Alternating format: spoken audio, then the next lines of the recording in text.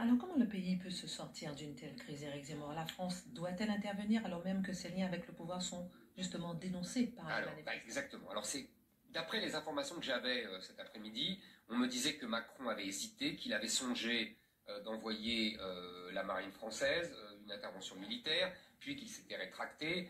Apparemment, c'est lui qui a fait pression sur le président pour que l'opposant soit immédiatement libéré.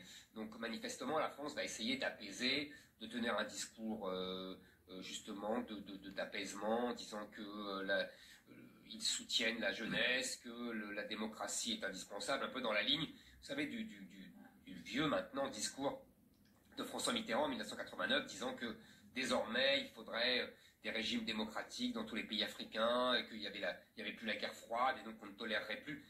En vérité, ce discours a vieilli, c'est-à-dire que le double discours français se voit. D'un côté, on fait des beaux discours sur la démocratie, et de l'autre, on soutient bien souvent des tyrans, dictateurs, corrompus, etc.